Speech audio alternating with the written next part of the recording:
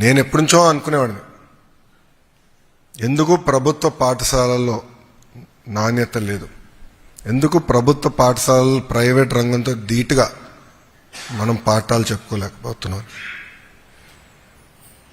నేను Carnegie melon యూనివర్సిటీలో చదువుకున్నప్పుడు ప్రతి ఎండాకాలం సెలవుల్లో నేను పనిచేసేవాడిని. నాకున్న అవకాశాల మేరకు ఒక సమ్మర్ నేను జర్మనీలో పనిచేశాను.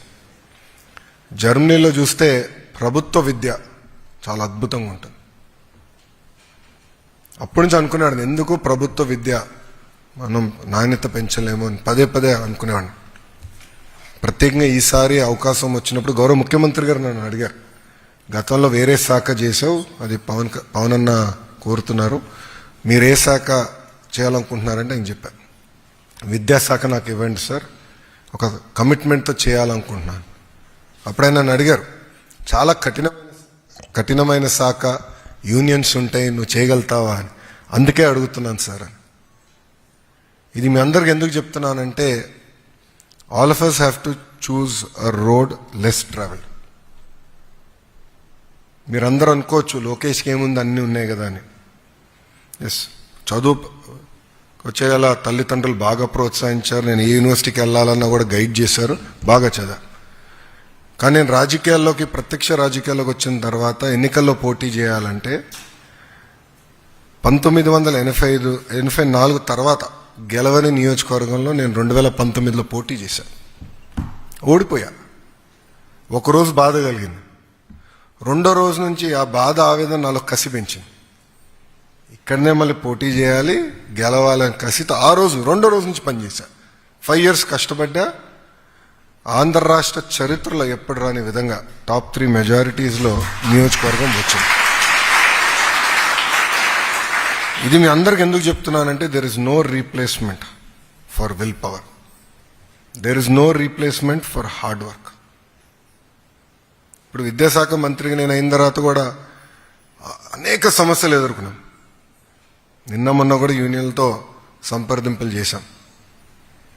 ఒక దశలో నాకు ఇరిటేషన్ వచ్చినా 2 మెట్లు తగ్గి లార్జర్ ఇంట్రెస్ట్ చేయాలనే డిస్కషన్ కూడా మేము అందరూ ఓపెన్గా మాట్లాడుకున్నాం. అనేక కష్టాలు ఉన్నాయని తెలుసు మాకు, కానీ ఒక పట్టుదలతో చేద్దాం, మార్పు తీసుకొద్దాం, నాణ్యత పెంచుదాం.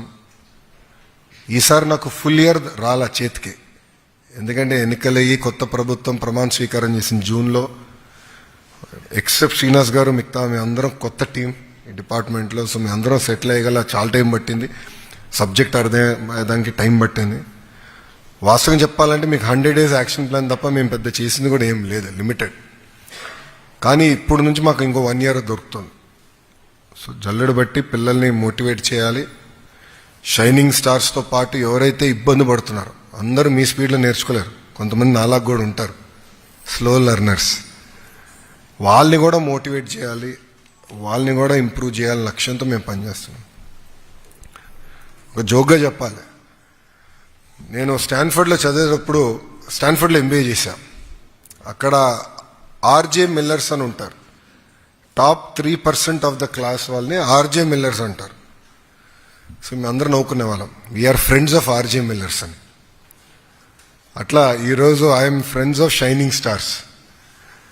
మీరు బాగా చదివారు, బాగా కష్టపడ్డారు, ఒక పట్టుదల, ఒక కమిట్మెంట్తో ఈరోజు మిమ్మల్ని ఇక్కడ కూర్చోబెట్టి, మీ మెరిట్ ఈరోజు ఇక్కడ కూర్చోబెట్టింది.